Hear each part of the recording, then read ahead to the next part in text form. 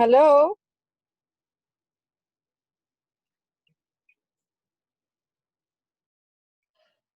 Hello, and thanks so much for joining us for the ERA Coalition Town Hall, Girls and Women of Color, and the Equal Rights Amendment. Available right here in a sold-out packed Zoom room with participants from around the country, and on our Facebook Live page where you can submit questions and comments. We do want you to know the event is being recorded for future viewing and will be up on our Facebook and YouTube pages. Our esteemed guest experts tonight are Virginia State Delegate Jennifer Carroll Foy, one of the first African-American women to graduate from Virginia Military Institute. She successfully carried the ERA bill this year. On January 27th, it became the 38th and final state needed for ratification. Virginia did. She's announced she is running for governor of Virginia, and should she win, would be the first Black woman governor of the country. Jamia Wilson is a globally recognized movement builder, a speaker much in demand, the executive director and publisher of the Feminist Press. She is also a member of the advisory council for the ERA Coalition, and she is the author of Young, Gifted, and Black, Big Ideas for Young Thinkers, ABCs of AOC, and Step Into Your Power, among several other books, very prolific. Soraya Shamali, author of Rage Becomes Her, The Power of Women's Anger, huge book hit, is an award-winning writer and media critic. She's the director of the Women's Media Center Speech Project, an initiative dedicated to expanding women's civic and political participation. Ilyasa Shabazz is an advocate for women and girls, an educator, activist, motivational speaker, and the author of 4 award-winning publications: Growing Up X, Malcolm Little, the boy who grew up to become Malcolm X, X a novel, and Betty Before X. She is, of course, the daughter of the late Malcolm X and the late Dr. Betty Shabazz. Ashley Sawyer is a lawyer, and she's Director of Policy and Government Relations at Girls for Gender Equity. At GGE, she improves the lives of young people of color through city and state policies, coalition work, and legislative advocacy.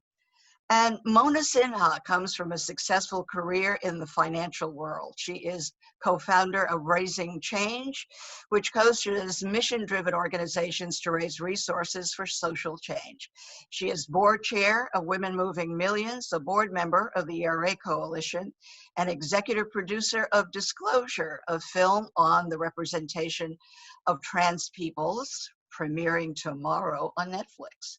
A plug for Disclosure. Thank you so much, everybody, for being here today. I'm Carol Jenkins. I'm co-president and CEO of the ERA Coalition and the Fund for Women's Equality, sister organizations working to do one thing: to add a 28th Amendment to the Constitution of the United States, one that will include women, that prohibits discrimination based on sex. We are comprised of over 100 organizations across the country with advocates. We thank them so much for the day in and day out work that they do, and the legislators as well that we work with to make sure that this happens. We are all working for an equal future, and that can only happen if we add an amendment to the Constitution of the United States that includes women. At this point, I would like to introduce our board chair of the ERA Coalition, Kimberly Peeler Allen, who'd like to say a few words of welcome to you. Kimberly. Thank you so much, Carol.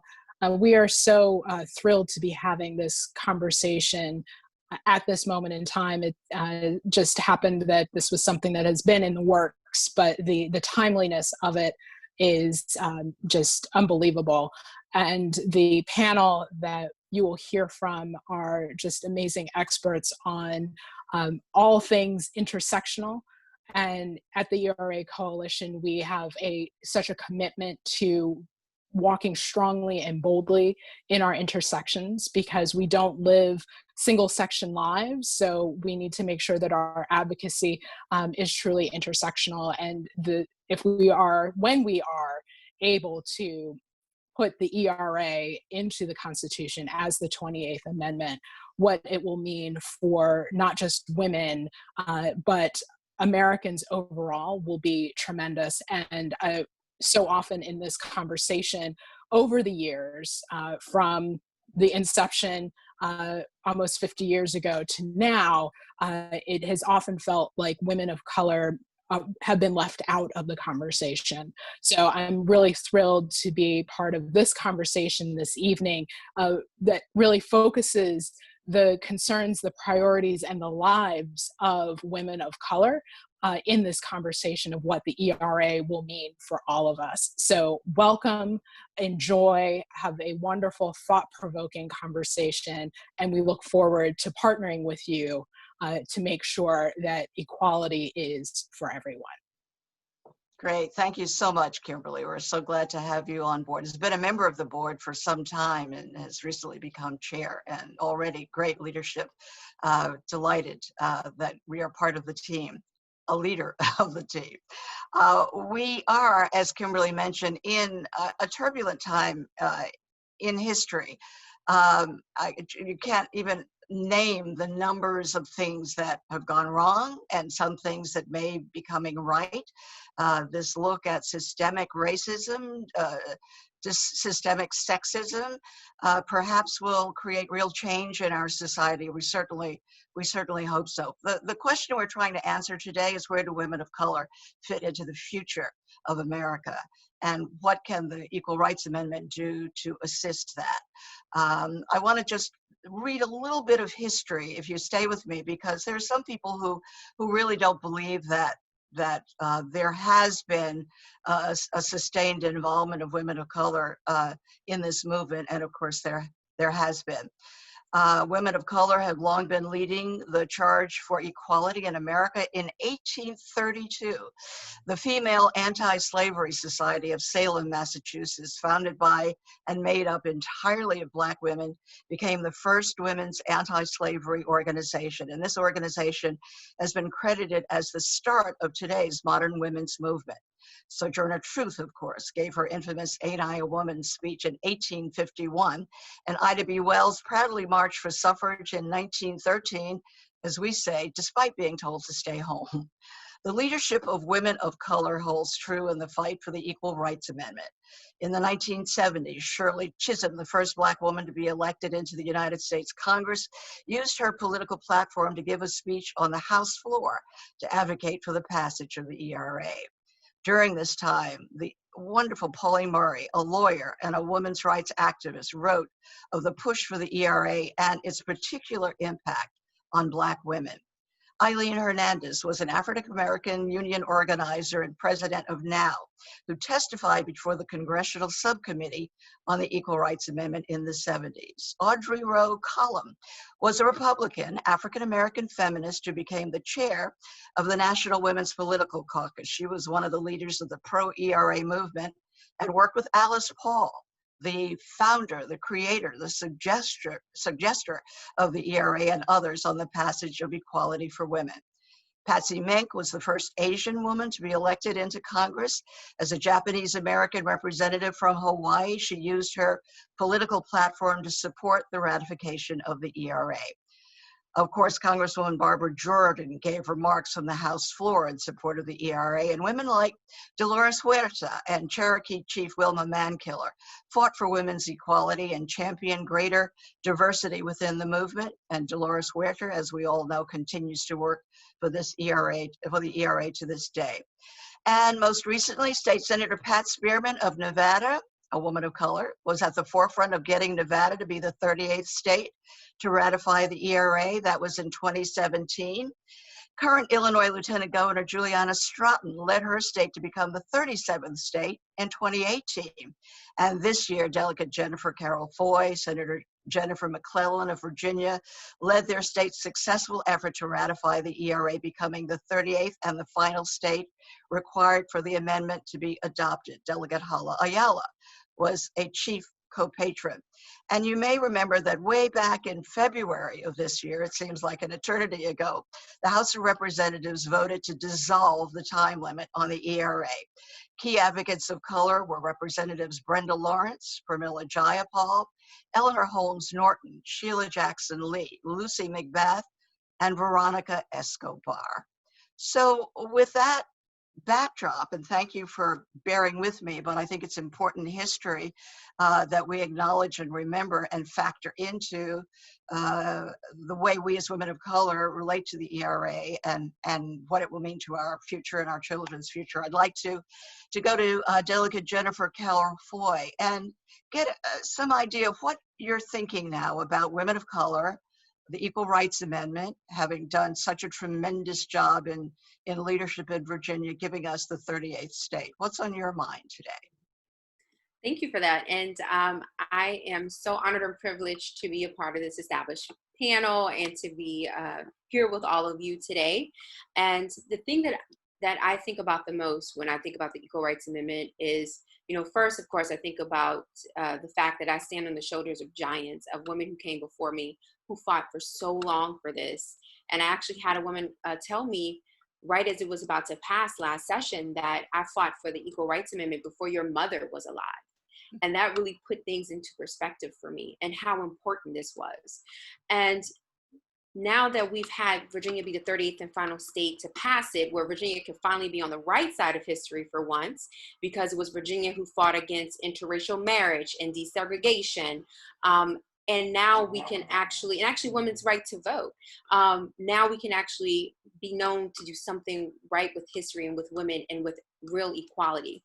And so my focus now is on flipping the Senate, because when we flip the Senate, that's when we can have the timeline bill passed for the Equal Rights Amendment. And we can have a different conversation when we're going to the courts. And also bring the archivist to term that he needs to go ahead and acknowledge the amendment so we can, have our 2 years till we have full ratification.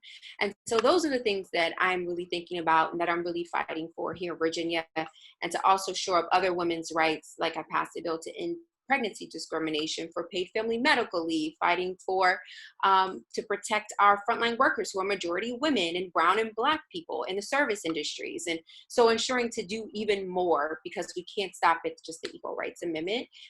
We need to look at women holistically and fight for all aspects of our lives so we can reach our full possibilities and potential. Yeah, and for those Delegate Carol-Foy who would ask, what does this mean for Black women?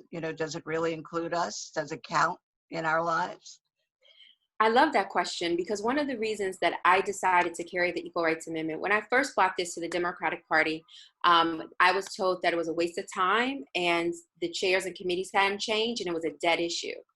And I said, well, there is no timeline on equality, and it's something that we need to get done here. If we really want to talk about ending sex discrimination, if we really want to have pay equity, then we have to have an Equal Rights Amendment. And so when we pass the Equal Rights Amendment, what that means is we can finally raise not only millions of women out of poverty, but in fact, millions of families and communities, because women are paid what they're worth, and not 80 cents to the dollar if you're a white woman, 60 cents to a dollar if you're a Black woman, and 40 cents to a dollar if you're Latina. We can actually start seeing movement and economic equality. And that's where the real issue is. When you look at COVID-19 and the disparate impacts it's having on Black and brown communities, you can trace it back to a lot of the systemic and historical inequities in our healthcare system, education, and economic injustice. And it's many of us, brown and Black faces, who cannot take a day off because we don't have paid sick leave or paid family medical leave. We can't telework because it's not an option. We have to be on the front lines where we're not protected. And because of environmental impacts and food deserts and inequities in our healthcare system, we're more likely to contract COVID-19 and die. So this is a real issue. And a lot of this goes back to the ERA, because economic equality is the real way we can have, it's the real equalizer here in this country. And once we can move that needle forward, we can have real momentum. Great. Well, we have a question from our audience. We're going to ask Ashley Seawery to come up. She's a recent graduate of the Harvard Kennedy School. Ashley, your question for Delegate Carol-Foy. Hi, and thank you for letting me join and asking this question. So I was wondering, women of color often often face layered stigmas and disempowerment because of assumptions about their intersectional identities. So I guess, what is the way to create a pathway for ourselves to enter spaces of power that, you know, historically were never designed to even invite us in the first place? I absolutely love that question because I am such an instigator. I love inciting women to run for office. My entire life has been about breaking down barriers and creating trails where one don't exist. And so I was one of the first women to graduate from Virginia Military Institute, and I'll be the first Black woman governor in the history of our country. And we can't wait for permission or an invitation to do the things that need to be done. We have to be the change that we want to see. And that means that we all have capacity to be change agents. And so when you see that there is a need in your community, whether it's a county board of supervisor race or running for governor, whether it's being at the PTA or whether it means, you know, starting your own organizations that's going to advance women, then I say do it. And we have to start blazing our own trails, because that will make it easy for the people and generations and the girls that come behind us. So when I look at the ERA, I don't just think about small segments of populations. I think about the fact that 160 million women and girls are waiting for their full constitutional equality. And that is heavy. And it's all of our job to ensure that we effectuate that, because our daughters should not be fighting the same fights that we're fighting today. And if they are, then we have all done something severely wrong. So that's how I think that you move that ball forward. And you always have to look at not only how can it advance me as a woman, but also as a person of color. And, you know, there's so many other things because we're multifaceted. None of us are monolithic, and we have to be seen through that lens. But whenever there are bills and policies that can improve our quality of life in our communities, then we have to be all in. And the best way to do that is be where the decisions are being made and the power plays are had. And that is usually legislating or an executive office or some position of power, because we will no longer wait our time and our turn. Now is our time. Thank you very much for that. Our next question will be asked by Jan Strout, who heads up Montana Now. Jan, thanks for all of your great work. You have a question. Can we, Jan, I think we need your, there we go. Great. I'm live now. Okay.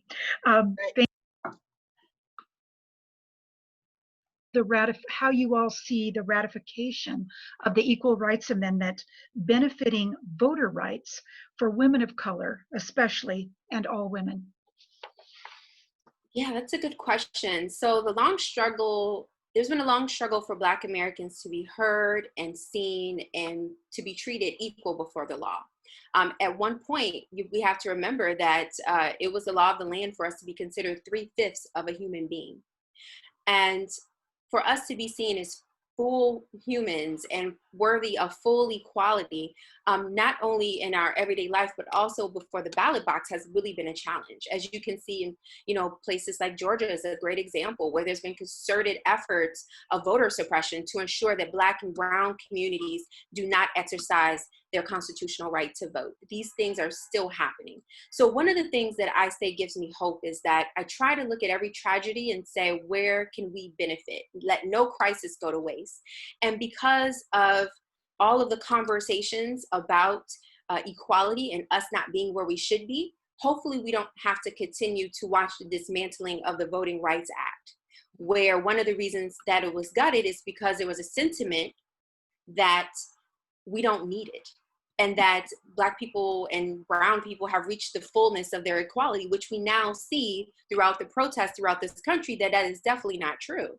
And so when you look at the Equal Rights Amendment and the Voting Rights Act, I think they both serve pretty much the same purpose of ensuring that women are able to be present in places that we have been historically and systemically tried to be removed from. And the Equal Rights Amendment and having that ratified, hopefully that shores up our constitutional rights, that we cannot be discriminated against because of our sex.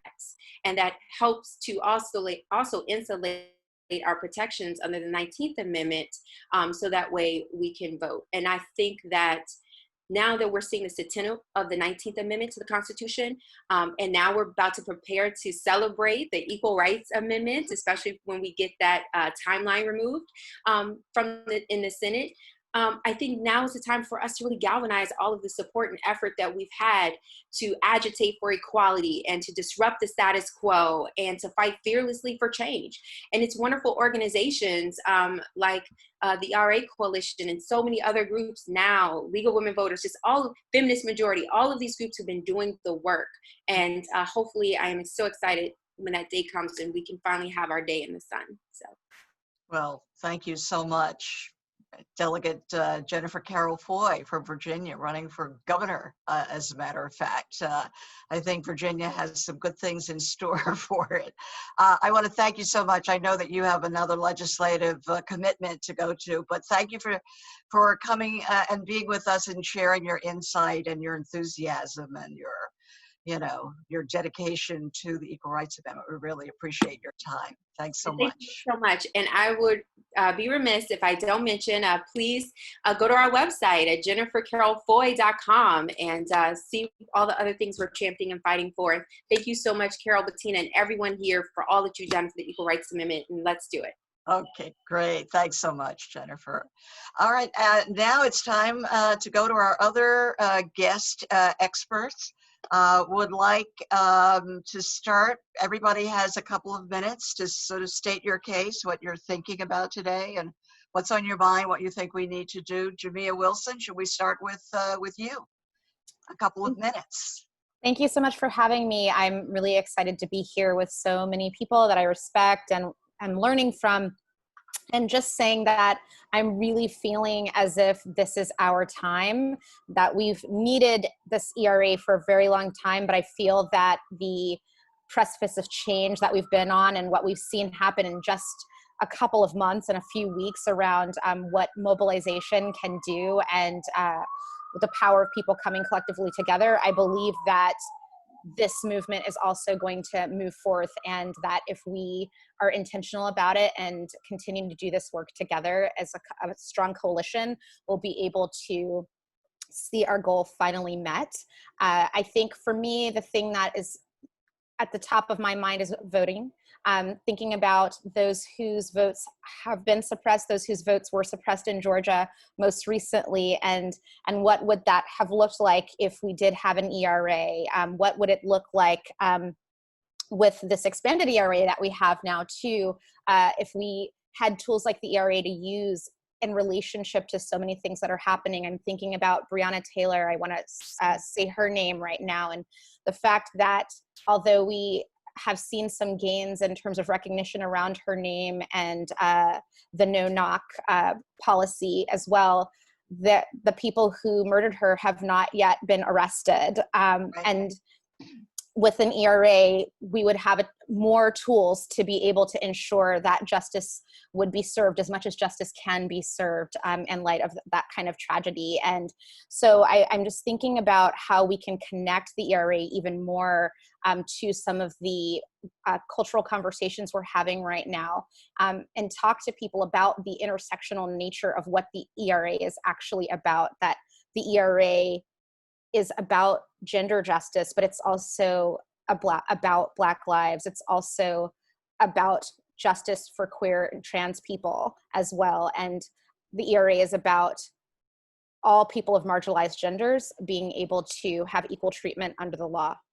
And so my query is one of communication. How do we dispel the myths, and how do we undo many years of reinforcement of mythology about what the ERA is about that is untrue? How do we ensure that people truly understand that this piece of legislation actually has potential to really flip the script on many of the other issues that we're facing? I really want to also encourage more cis men to get involved in this movement as well, because they will benefit from an ERA. Because I think about it as I'm thinking of forming my own family.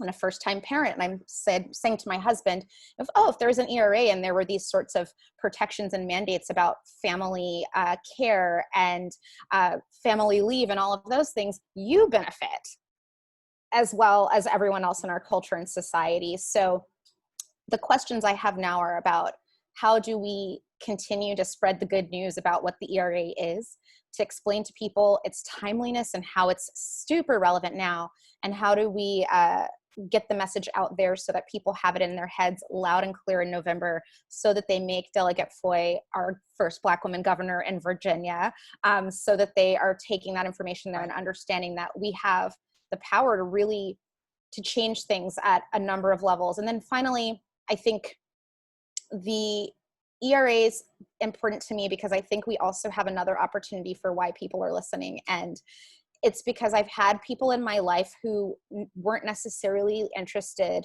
in my work around a lot of feminist issues until they watched the Mrs. America series. And although I have a lot of commentary and analysis about things that I would have liked to be seen done differently in the series, I will say that the sparking of that conversation is something that I think could be really helpful to us, and want to know about how we can harness that energy and talk to people about the people who were missing from that story, like Patsy Mink, who deserved her own episode, and to really be able to galvanize as a result of the increased communication about the moment and have this in people's mind's eye for November. Right. Thanks so much, Jamia. Right. It's a good question. It raised the visibility, but there are some errors of history and a mispresentation of women relating to women that requires another version of the story to be told. And there are people who are working on that. Soraya. Hi, Carol. Thank you so much for inviting me to participate today. I want to reinforce something in particular that Jamia said, which is that we need to be doing this work constantly of demystifying what's happened in the past. And obviously bringing us all together to talk about this history and the work that's being done now is one very important step in that. But I think the myths around this amendment are so entwined with many others. Like, I keep being asked, well, you know, democracy, when did democracy break and how is it broken and how did American democracy get to this step? And I keep having to say, for women, and particularly for women of color, democracy has always been an ideal. It's been something, it's been a promise. Citizenship has been a promise to us. And we've been asked for the entire history of the country to access our rights and our autonomy and our speech and our power vicariously in a patriarchal structure through men. And some men, as we know, have more power than others in the society.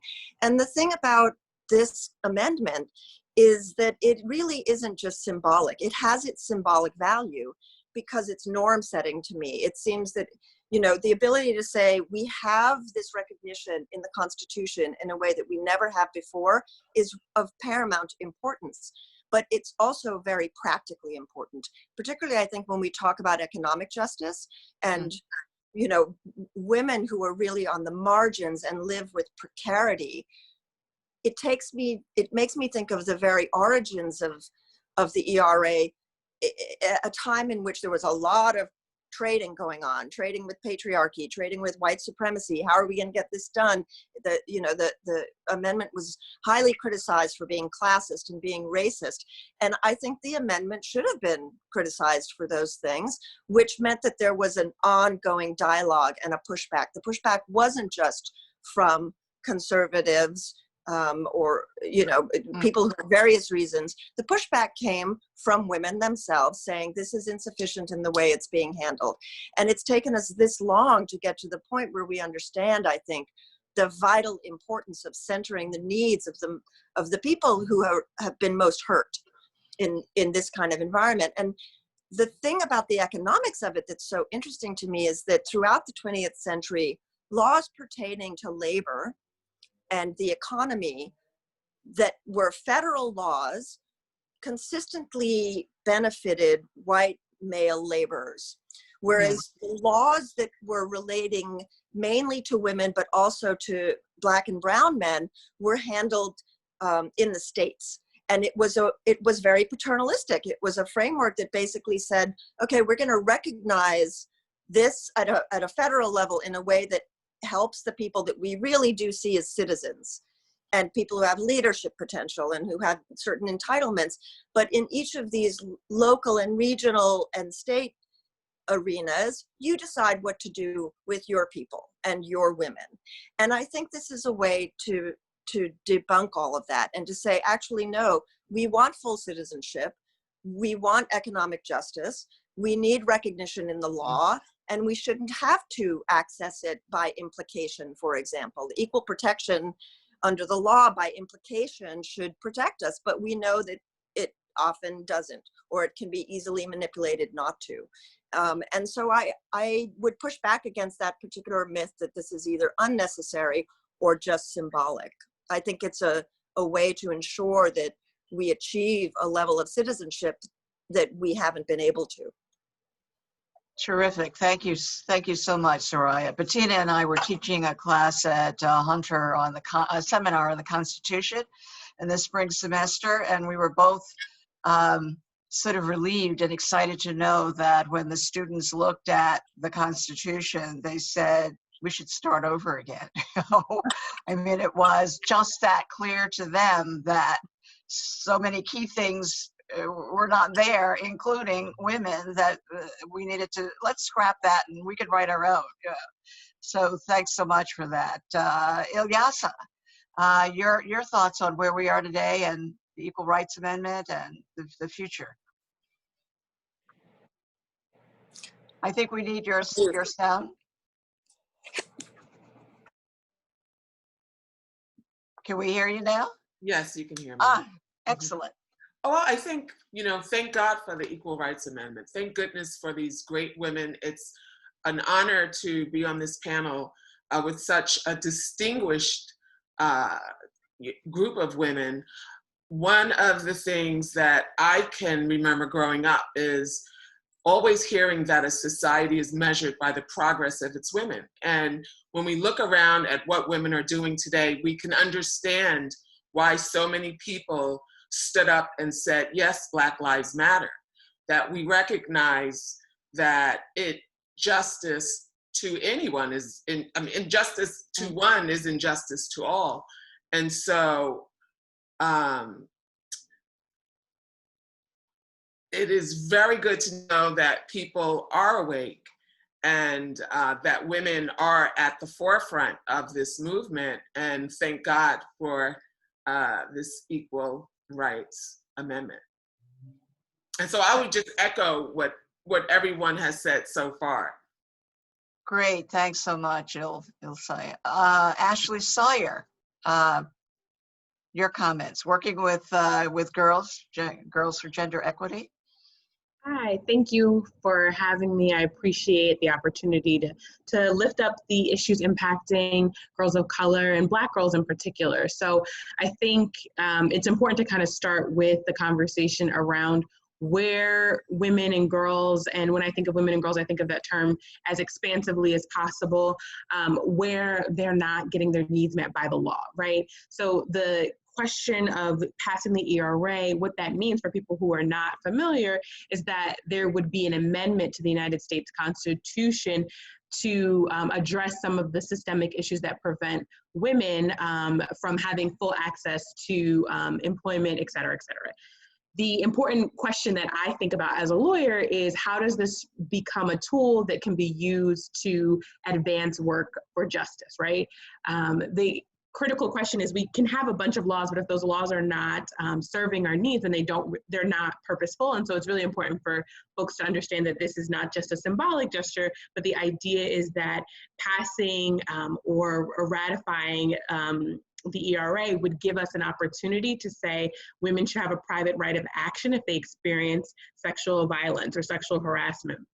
And that actually expands our opportunities. And the goal is to have as many tools in our toolkit as possible to address systemic inequity. I think one of the challenges of this work is to make sure that we are always, as we're advancing the work to ensure that women have equitable resources and that women are treated with full dignity and respect, is that we are using that term to include women across class lines and also women of color and Black women in particular.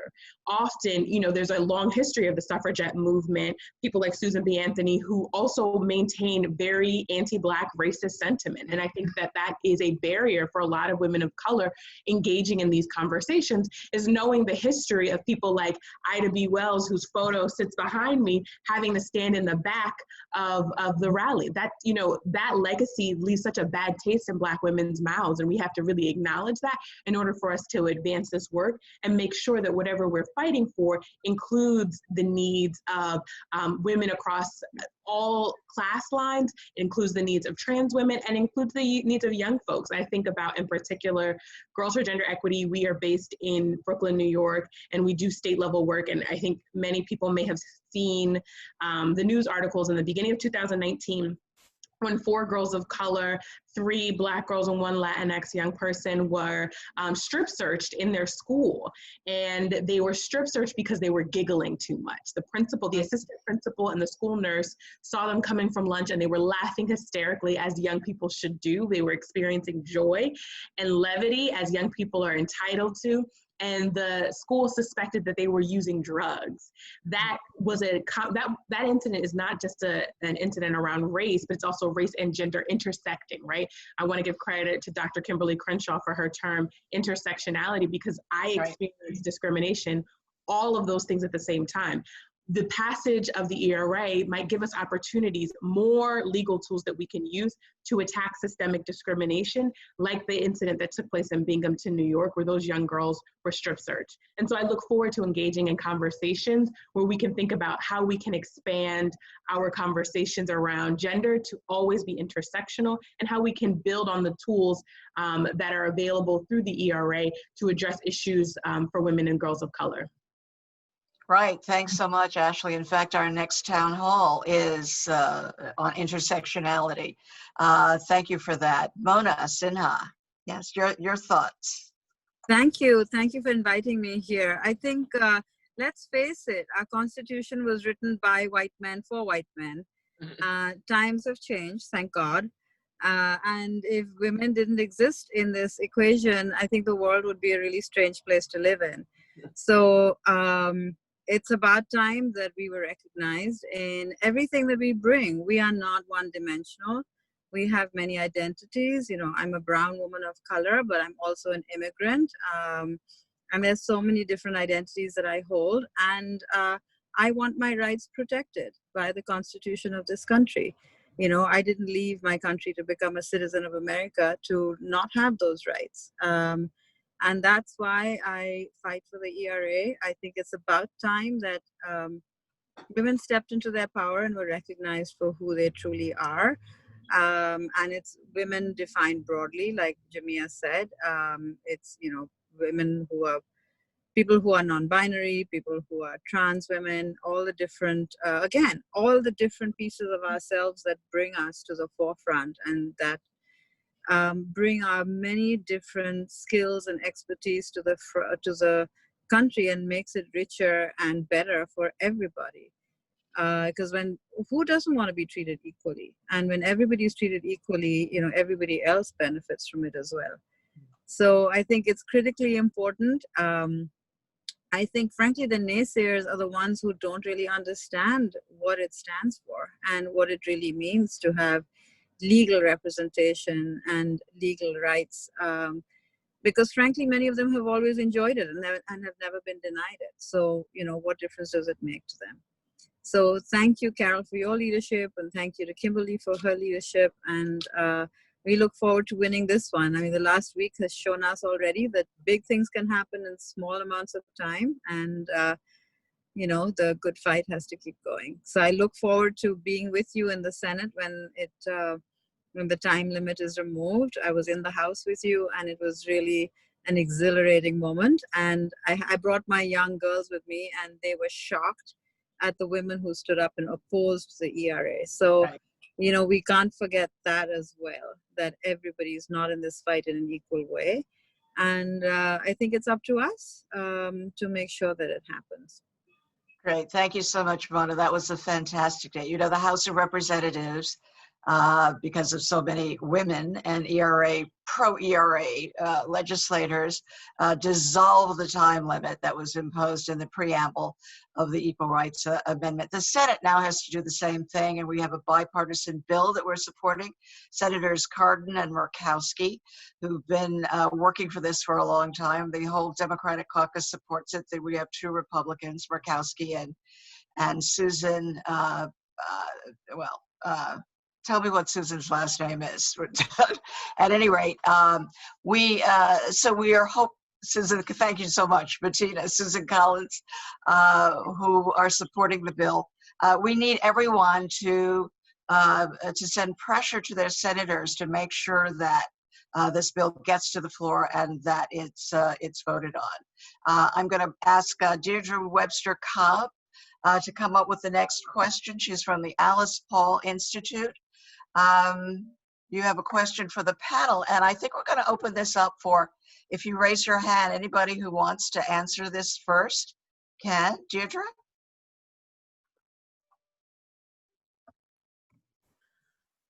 Hi. Hello, everyone. How are you? Good. Thank you so much. My questions surrounds, how do you get women of color to move forward from the injustices that occurred during the suffrage movement so that we can all work together to achieve our common goal of equality for all? Anybody raising their hand for? Ashley. Okay. Right. So it's important when we talk about reconciliation or moving past, I think one of the first steps of reconciliation in any process, whether it's interpersonal or systemic, is the acknowledgement of the harm, right? We can't move past something if we were never given the due respect. And I think the way that we can reimagine moving forward in collectives that are centered around gender and gender equity is to do that moving forward through intersectional analysis. So whenever we are advancing women's rights or advocating for women's rights, we need to be saying over and over again, this is for all women. And that means that we are also centering women who are most marginalized, including Black women, Indigenous women, Latinx folks. That has to be a part of the conversation in order for us to move forward in collective coalition. And I think that for so many folks who have done work around gender, there's consistently been the erasure of the experiences of women of color. And we have to do the work to build a coalition that brings everyone to the table and acknowledges that often the legal advances for women's rights have focused on the rights of middle-class women. And what does it mean to do work that centers marginalized women who are undocumented and who may not have access to traditional workplace protections? And what will it look like to protect a woman who is a home health care aide and is undocumented and experiences sexual harassment on the job? We have to make sure that our work doesn't just center professional class, middle class white women. We have to do that work, and we can continue to do that work together. Thanks so much. Did someone else raise their hand to add to that? Mona, yes, go ahead. So I'm a firm believer that you have to bring everyone along. So yes, while the work is centered around women of color and women of color can show leadership, it's important to bring white women to the party too, and men to the picture too, because often these exclusions are not done out of harm or out of negativity, but out of ignorance. And I think when people can't understand our lived experience, frankly, because they haven't lived it. And so if we don't give voice to that and we don't help them understand what it is to be in those situations, they're never going to come along with us. So I know some people feel like, oh, they're too privileged, they don't understand. But I think in order for everyone to do this work right, and I fundamentally believe that everyone really wants this right-based work to happen in this country, we do have to bear that burden of bringing that group along with us. And the more the conversations we have, I think the more we engage in dialogue, the more there is a sense of community and a sense of doing this work for equality together. Terrific. We have another question from the audience. Tanajay Gibbons from North Carolina. Your question for the panel. Hi, everyone, and thank you for this Thanks, opportunity. Tanajay. Yes, we can hear you. When it comes to police cases of women of color, okay. When it comes to police brutality and abuses of women of color at the hands of police, oftentimes sexual assault and rape and often murder aren't included when talking about the issue or in the general understanding of the issue. So I just wanted to ask the panel, what do you feel the best avenue would be to addressing police reform while incorporating the ERA without taking away from the Black Lives Matter movement? Oh, very interesting. Without taking away from the Black Lives Movement. Jamia, do you want to tackle that? Yeah, I think it's a really important question. And I think, it's about explaining to people too, when you are centering those who are the most marginalized, when you're presenting the issue at hand, whatever systems and reforms and transformations that are made will automatically benefit everyone else too. Because in a system that would protect, defend, support, and give access to the most marginalized of us, then those who have the most privilege will also thrive. And so I like to make those connections for people who sometimes have a fear that we're existing in binaries and we can only focus on one thing at a time, or if we center the needs of Black women or center the needs of Black trans folks, that somehow issues related to Black people are going to somehow be diminished, when the reality is if we don't center those needs, then we are not actually liberating Black people or all people. And so it's really also about having those conversations, and the onus is on us, those of us who are also talking about why we need an ERA, to have these conversations in expansive ways and to say, the reason I got brought into this ERA fight in terms of my own personal awakening about why I should care about it came, one, from just thinking, wow, it's ridiculous that I don't have constitutional equality, even though I've always taught that I do. I've been taught that I do. But then two, it came from a story of a relative of mine, Joanne Little, who had a very public case around defending herself using deadly force from sexual assault in prison. And although she was acquitted, the state of North Carolina was calling for her to be murdered because she defended herself from sexual assault. And when she put the case forth, she put it forth saying that she was going to put her life in the hands of the court because she wanted people to see that this was a people's issue and that she knew that the people would make the right decision. And so I often talk about that story to share that was an intersectional decision that she made, that the reason that she was able to be acquitted was because feminist groups supported her, prison abolition groups supported her, labor unions supported her, NAACP supported her, and they were able to change several points of policy that now people have been benefiting from for many years since the 1970s when that case happened. So I think it's important for us to be educating folks about the history and to talk about how this has worked with other intersectional movements. I learned that story in my family and was so angry that I didn't hear it again until I was in grad school. And two, talking about how to connect the dots for folks, that ERA as it relates to domestic violence. We can look now at many of these officers who've been accused, and you can see that many of these officers have backgrounds in domestic violence and violence against women. That's by design, and there's no coincidences here. So I think it's important for us who have these megaphones to talk about connecting those dots, because we can't always guarantee that they're going to be connected for us in the broader media conversation. Right. Anybody else want to add to that? Soraya. I also think that the more people are literally, in this case, forced to have to think and educate themselves and stop looking away, the more they will understand the ways that white supremacy and misogyny in the culture they mutually construct each other. And one of the ways that is done most powerfully is through myths around sexual violence in the society. And so the ERA, for example, will, as Jamia said, it will enable us to, at a consistent federal level, ensure protections against intimate partner violence and sexual violence and gender-based and sexuality-based hate crimes. I mean, things that right now we can never ever be assured of.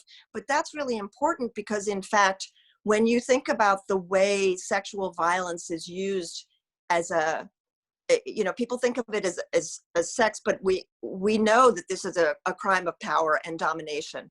And the crime of power and domination takes many different forms.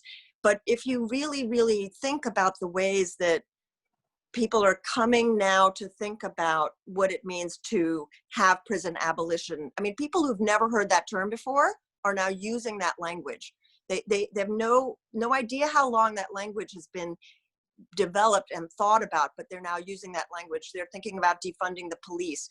They're thinking about all of these things. But I would also say that one of the logical extensions of that is that they will be forced to think about sexual violence, and not the least of which is because the mass incarceration is a sexual violence machine, both in the carceral state of imprisonment and outside of that state, because there's such a pipeline between sexual violence and incarceration for Black girls and women.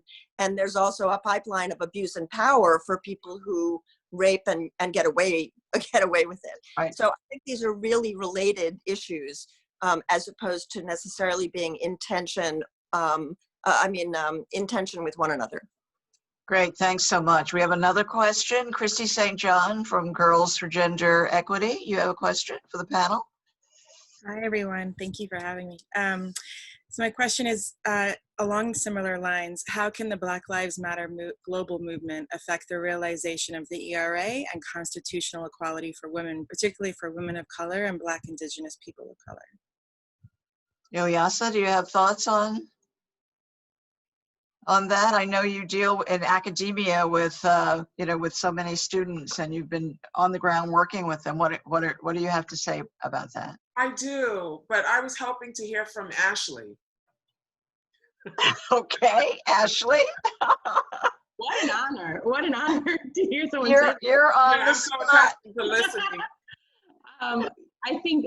Well, thank you, Christy, for that question. I think we've been reinforcing this message the entire evening about this work being intersectional. The global movement for Black Lives, and I highly encourage everyone to go to the Movement for Black Lives website, because they have articulated a very clear policy platform about what the way forward can look like. And that policy platform, I think for the first time really in history, has included and named explicitly gender equity as a part of the work to lift up Black lives. So Black Lives Matter means that all Black lives matter.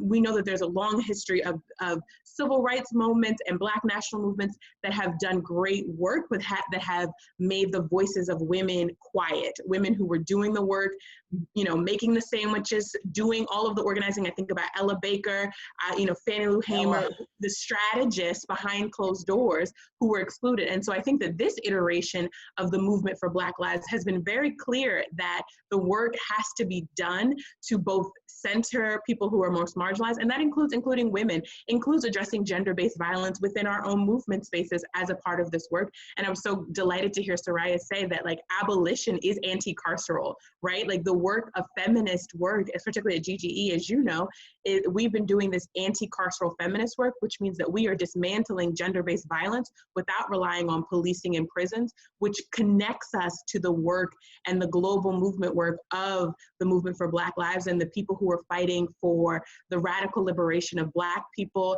and people of color across the world. Thanks, Ashley. Anybody else want to add to that? All right, our next question. Thank you, Girls for Gender Equity team. It was great. A question from one of our interns, Amina Sanusi from Howard. You have a question for the panel? Are you from Howard too? Right. That's right. I do. Hi, thanks. Okay. Hi. Such an honor to be here. So my question is, given our country's current reckoning with police brutality, I know we've been discussing it throughout this evening, the unjust health and economic burdens of COVID-19 borne by communities of color, disproportionate violence against transgender women of color, and other manifestations of systemic racism. Where does the ERA fit into this puzzle, and what can I do as a citizen to combat these injustices? Jamia? Well, I love that you are at Howard. I was at grad school at Howard for a little bit, so it's nice to see Bison's represented here. And so I think I want to speak to that. I would love for you to organize on campus to get people informed about the ERA, get people organized to vote, especially because I'm sure some of those people on campus can vote in Virginia. I'm just saying. And also to organize a chapter or get people involved in terms of education. You know, I know when I was at Howard, there were always so many amazing events that were happening at all times. So I know that that's challenging during sort of COVID pandemic time. But one thing I think that you have access to is if you organized Greek life at Howard to get some of them to co-sponsor a similar town hall on this issue as it related to Black lives specifically, I think it could be really cool because Ida B. Wells was a Delta. And I know they're really active on campus. I'm an AKA, but you know, we also, excuse me. So I was going to say that I know from past experience organizing at Howard too, that bringing people back to connecting them to the history of how the Divine Nine were involved in these movements in different ways and getting those connected to other campus groups could actually create critical mass and educational opportunity. I also would say that getting involved with a sociology department, I'm getting real micro here, but just because you mentioned where you go, I feel like we have an opportunity here, and talk to some folks like Dr. Katz Fishman and see what would be possible with her department and the people in the gender studies certificate, because I think that they would be welcoming to help create space and get resources for you to do some organizing work and also some debates about how this fits into other issues. I know that they're all about critical analysis. And so I think that you're just in a place that has such a history of fertile activism. Like, you know, you're walking through the halls where Amiri Baraka and Stokely Carmichael, I mean, so much happened there. You're right near Malcolm X Park, right? Malcolm X Park, right? And I'm just imagining right now, like I'm visualizing it to manifest into purpose and happening, that some really powerful conversations can happen, connecting the history and saying, you know, this is all about connecting all of our movements and maybe making some commitments to each other so to some groups say, hey, for all of you who are doing this work on the key issues you're doing related to anti-carceral work, for example, then we'll show up for you, and we need you to show up for ERA, and we need you to show up for these rallies and do some reciprocity work together. Right. So I know where you see there you get specifics from Jamia. You can always expect that. Thank you so much. We'll all be calling up that professor. Ilyasa, do you want to say anything to add to that? And anybody have any closing remarks you'd like to make? We are about out of time. Mona, please. I could also add to that get your fellow students to turn the Senate on the ERA, you know, turn up the heat on those senators who are opposing it. There is absolutely no justification to oppose this bill. It's so common sense that it shouldn't even require any kind of justification for it to be passed. So, you know, gather up the troops and make those phone calls. And I am telling you, if they hear from enough of you, they will be forced to act upon it. So let's get this through the Senate. Great. Soraya? Well, I'll pile on to the activism train as well, although I'm more cynical than Mona. I would say that in your strategizing, I'm in DC and also went to Georgetown, and as a feminist at Georgetown, there were not a lot of sympathetic people around, but what was really vitally important in my mind was the ability to build bridges between all of these university campuses and find like-minded people to build a bigger coalition, and then take those people, as Mona said, over to the Hill and, you know, do Great. the things that she's talking about. The only Right. part of my cynicism, though, that disagrees is that there are people who know what this is about. They know why it's important, and that is why they are actually objecting. There are well-intended people who are maybe ignorant, but I think there are actually people who are much more malevolent than that. Do not waste your time on those people. Great, thanks so Yeah, much. don't get- Ilyasa, I'm giving you the last word. Have anything to say to everybody? Okay, I would say, let's see, there's 8,600,000,000 people in the world. And the majority of us are good, smart, forward-thinking individuals. We believe in equality, we believe in justice, we have the capacity to recognize right from wrong. And so I think it's our responsibility to let everyone know what the Equal Rights Amendment is and what it's for, and and let's get that support going. All right, great. What a great way to end. Thank you all so much. We need another hour or two. I want to thank you all so much for being here today, both our guest experts and our questioners. And thank you all. And we want to thank you all for watching. If you're looking for that action, please go to our website, eracoalition.org. Go to our advocacy map. You will see a way of finding your senator.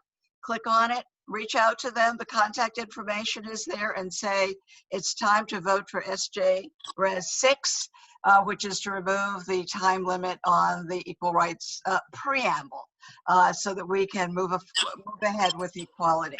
While you're there, sign our pledge to help support the Equal Rights Amendment going forward. Sign up for our newsletters.